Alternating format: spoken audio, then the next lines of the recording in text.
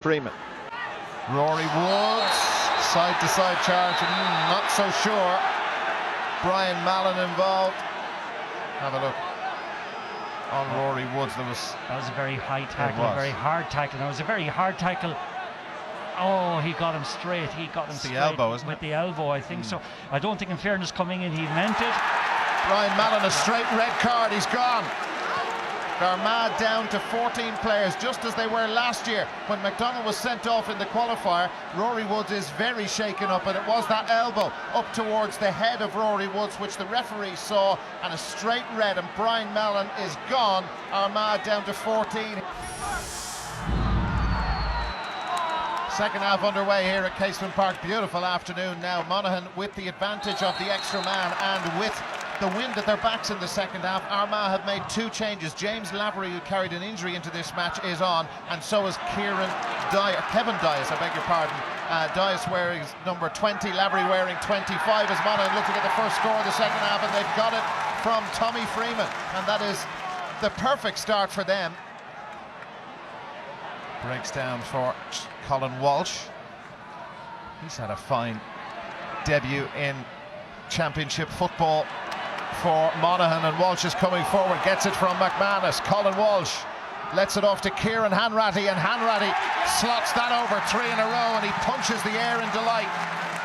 110 to 6 points, Monaghan lead. Duffy going forward, Charlie Vernon, Lavery, Toner in, it is Duffy, he's got a free man, McDonald there, and a good save by Darren Hughes. The ball goes over the bar for the point, but it's Paul Duffy's point. Yeah, lovely bit of interchange of hand passing that time, but the speed that Duffy took the pass at got him past the defenders, and very good save by Darren Hughes. I think that's the first thing he's had to do all day by way of saving. Colin Walsh taking the chance and going forward. Damien Freeman, Walsh forced backwards. McElroy shoots. They're back in the groove again. They've got over that sticky period. 113 to 8 points. Hard to see a way back from 14-man Armagh now. The Armagh supporters, some of them have seen enough and decided to get out onto the M1 and try and head for home. Conor McManus. Kieran McKeever just left for dead by Conor McManus. Dick Clerkin is raiding forward. Open road in front of him, but McManus held up by Brendan Donaghy. Damien Freeman. Lovely point. Really good score from Damien Freeman. Delighted with his decision. He is to rejoin the panel. He opted off it with Gary McQuaid during the league. Well, it's exhibition time from a Monaghan point of view at the moment, but it's really depressing from Armagh's situation. The sending off, I think, was critical. McCardle, Clerkin, shoot on sight. There's that crowd reaction again, and there's the white flag.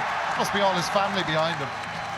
Great workhorse, great provider for others. Seldom you see him though on the scoreboard. Great score. McElroy, Dick Clerkin wants to fire it across again, or he wants to have a go, Clerkin, and do you know what, that is an absolute peach. Oh, he celebrates as if he just got an all-star. Both hands up in the air. That's a wonderful point. I know there's no pressure on him, but you know what, he still had to stick it over, and that is some way to end the day for Dick Clerkin and Monaghan. A corker, but there's the whistle. It's all over. Just a minute over that of time added on by the Tyrone referee. The key moment from the first half, the sending off of Brian Mallon. Monaghan had done really well up until that, but it was impossible for Armagh to get back into the game. It's Monaghan who are through to the Ulster semi-final. They've won, and they've won really well. 118 to 9 points here at Casement Park in Belfast. You know, with Armagh had it all to do down to 14 men, but as I said, sometimes that can go with you or go against you, but thankfully they went with us and we stuck to the game plan from start to finish, and just a great performance. Brian Mallon's a very committed lad, a very sporting player. I don't think there would have been any malice in his tackle.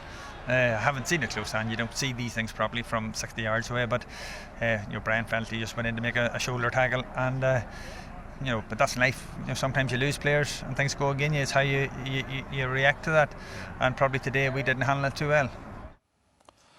Liam, Monaghan look very impressive at times. Are they potential Ulster champions? I think so. They've been knocking on the door a while now, and they've quality forwards.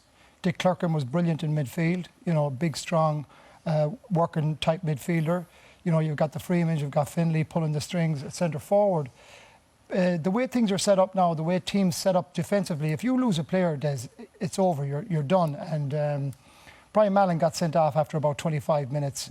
Monaghan were 3 points up. That game as a contest is over because it's too demanding on the 14 or the 13 outfield players left. You just can't sustain it in a hot day like that. And you know, the floodgates open then in the second half for Monaghan. So was that the turning point, or had Monaghan got the edge? Well, Monaghan were on top, but if Armagh had 15 players on the pitch going into the second half, they possibly could have made a fight of it. But as I said, with the defenses the way they're set up now and getting so many fellas behind the ball, it's so demanding you can't do it with 13 outfield players. Probably made it easier, but the tide had turned very much in Monaghan's favour anyway, because they had recovered from a poor start. They got the goal at the right time. They were 4 points in front. To me, Monaghan had taken a grip on the game, and you know, at the beginning when Stephen MacDonald was running riot, Monaghan were beginning to get to grips with him a bit as well. So as far as I was concerned, all it meant was that Monaghan had it a lot easier. Okay, we'll look at the sending off in a moment, but Colm, can I just bring you to one point before the game? Now, Monaghan won, so that justifies, I suppose, every decision Monaghan make. But Shane Duffy, the goalkeeper, was injured, and the Monaghan selectors chose to put Darren Hughes, the full-back, in goal, and not use Sean Gorman, the reserve goalkeeper, who we hear left the panel. What did you make of that? It was an unusual decision, to put it mildly. Banty McEnany was interviewed afterwards, and he said that he rang Darren Hughes last night, and Darren Hughes said, fine, no problem, I'll play in goals. It was a fair decision for a full-back to take. OK, I'll step back from my normal position. And I suppose any sub-goalie would say to himself, well, you know, there's not much point in me being around the place if the goalie's injured and I'm not going to be putting goals. There's not much point in me being on the panel. But, you know, I suppose Darren Hughes has a lot of talents in so far as he's a great kick-out and he's great hands, and he proved himself today. So I suppose, you know, Banty's phone is ringing tonight with fellas from all over Monaghan offering themselves as sub-goalies. Not that they'll be very busy, but I might bring it myself. You were impressed with the scoring of Monaghan? Yeah, I just thought Monaghan, the way they set themselves up and the way they attacked, like up to this year, I thought Monaghan, we had known everything about Monaghan, that they've gone as far as they could go, and maybe they couldn't change things. And if Tommy Freeman didn't get the scores, then nobody would get them. Here we see the goal, first of all. Gary McQuaid ran up the field, chipped it into Hanratty, and Tommy Freeman finished it to the back of it. Fantastic score. Here he is out again. Freeman lays it off to Finlay and over the bar. Very good measured build-up all the way through. Here another ball into the full forward line. Tommy Freeman nudges his man out of the way using his body and left leg over the bar. They're all top scores, good build-up. Hugh McElroy sub coming on in the second half, 45 yards out, swings it onto his right leg. And that's, you can have as many people back as you want. And this is the cherry on the cake, probably the last kick of the game for Dick Clerkin. Dick Clerkin, some cherry, 45, 50 yards out, and a big smile on his face. And I suppose it represented everything about Monaghan today. They were superb, full of energy. The sending off had a huge bearing on it, but as the boys said, I still think Monaghan would have won the game. All right. Now, in relation to that, Paddy O'Rourke said Mallon is not doesn't have malice. Yeah. He's not a dirty player. What did you make of it, Tony? Well, I agree with him. Mallon is a good, hard player. He works very hard and he's always done well for Armagh. But I can see where why the ref did send him off in this instance. Here, see the ball is in. Rory Woods gets the ball. You can see it here. And in he comes, tackles. It's a high tackle. He did hit him with his arm. And in this one, we can see it more clearly. So look, that's the review the referee had. The referee had no choice whatsoever to send him off. I don't think he had a choice. Liam, red card? Straight red, Des, definitely. Colm O'Rourke? No, absolutely not. I think Brian Mallon lined him up for a fair shoulder. Like Damien Freeman, who gave the pass, should have got a yellow card for such a stupid pass to Rory Woods. But like Mallon, be a moral judge here. Mallon lined him up for the shoulder. And like, you know, when you show something in slow motion, obviously after the shoulder the arm comes up. So I think Mallon hit him square on. OK, was a little bit dangerous. A yellow card should have been fine for him.